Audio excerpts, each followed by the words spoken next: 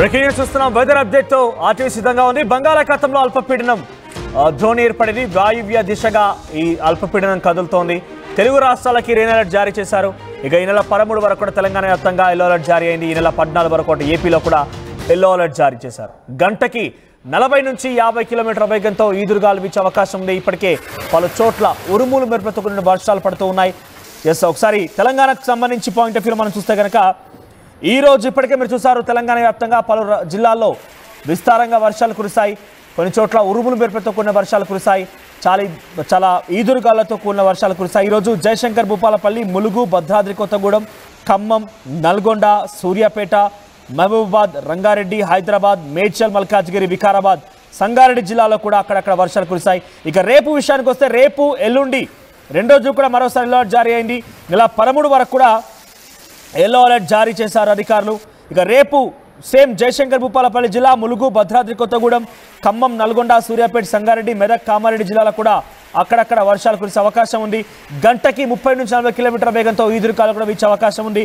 ఇక ఎల్లుండి అంటే 12వ తేదీ రోజున సేమ్ మళ్ళీ కరీంనగర్, పెద్దపల్లి, జయశంకర్, భూపాలపల్లి, ములుగు, భద్రాద్రి కొత్తగూడెం, ఖమ్మం, నల్గొండ, సూర్యాపేట, మహబూబాద్, వరంగల్, హన్మకొండ, జనగామ, సిద్దిపేట, యాదాద్రి, భువనగిరి, రంగారెడ్డి, హైదరాబాద్ జిల్లాలో కూడా అక్కడక్కడ వర్షాలు కురిసే అవకాశం ఉంది. సుమారుగా 40 నుంచి 50 కిలోమీటర్ల వేగంతో ఈదురుగాలు కూడా వీచే అవకాశం ఉంది. ఇది తెలంగాణ వ్యాప్తంగా సుమారుగా 13 వరకు కూడా ఎల్లో అలర్ట్ జారీ చేశారు. ఇక ఏపీ విషయానికి వస్తే ఏపీలో కూడా సుమారుగా 14వ తేదీ వరకు కూడా అంటే ఈ రోజు నుంచి మరొక 3 రోజుల పాటుగా విస్తారంగా వర్షాలు కురిసే అవకాశం ఉంది. సో మోస్ట్లీ ఏపీలో కూడా అటు శ్రీకాకుళం, విజయనగరం, విశాఖపట్నం, ఈస్ట్ గోదావరి, వెస్ట్ గోదావరి, ఈ నార్థన్ కోస్టల్ ఆంధ్రాలో కూడా వర్షాలు కురిసే అవకాశం ఉంది. ఆ తర్వాత సౌత్లో చూస్తే కనుక ఏపీలో కృష్ణా, గుంటూరు, ప్రకాశం, నెల్లూరు జిల్లాలో వర్షాలు కురిసే అవకాశం ఉంది. ఆ తర్వాత చిత్తూరు, అనంతపురం జిల్లాలో, కర్నూలు జిల్లాలో కూడా వర్షాలు కురిసే అవకాశం ఉంది రాయలసీమ వ్యాప్తంగా. సో అక్కడ కూడా సుమారుగా 40 నుంచి 50 కిలోమీటర్ల వేగంతో విస్తారంగా వర్షాలు కురిసే అవకాశం ఉంది. ఇక ఈరోజు ఇప్పటికే కొన్ని ప్రాంతాల్లో అక్కడ వర్షాలు కురిశాయి. 40 నుంచి 50 కిలోమీటర్ల వేగంతో గాలులు వీచాయి.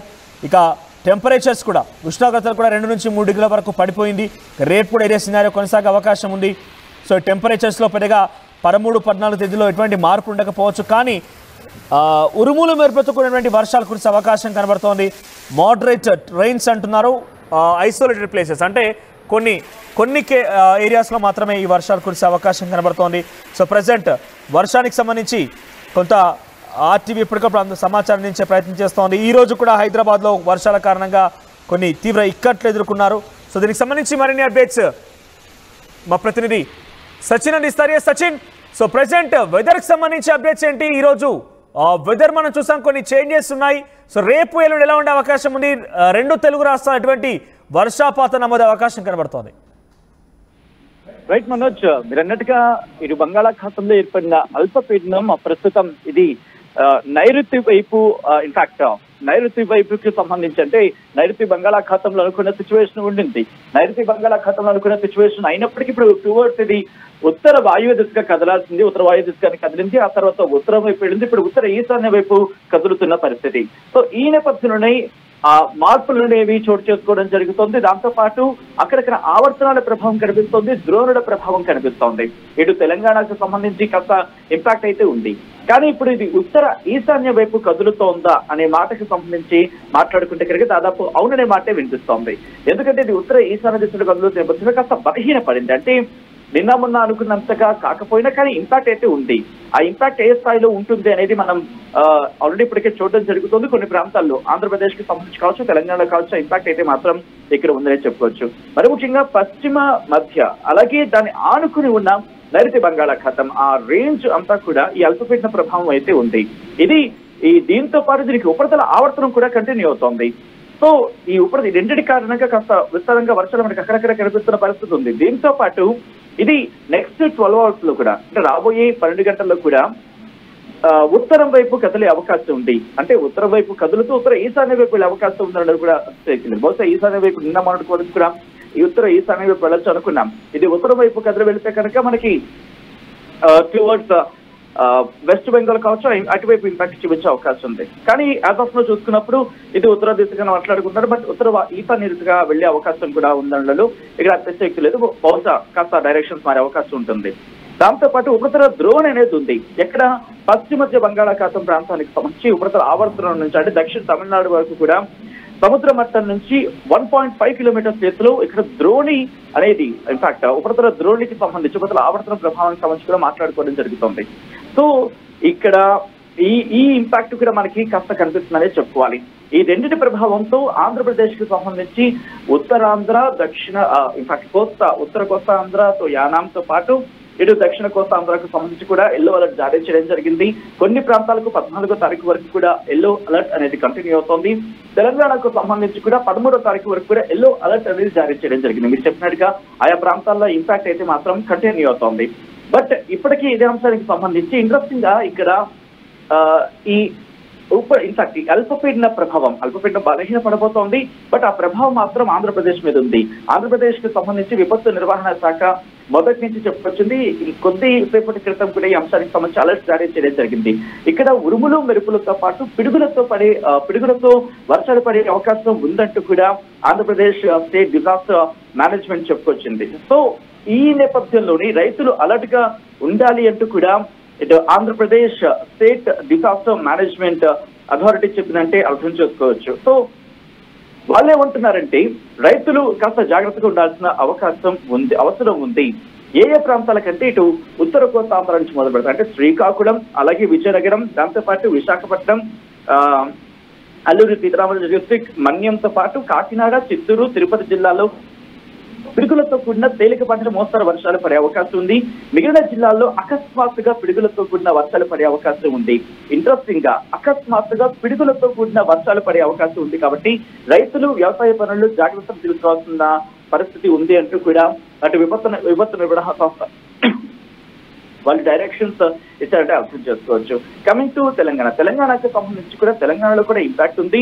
దాదాపు 13వ తారీఖు వరకు కూడా ఎల్లో అలర్ట్ అనేది జారీ చేయడం జరిగింది.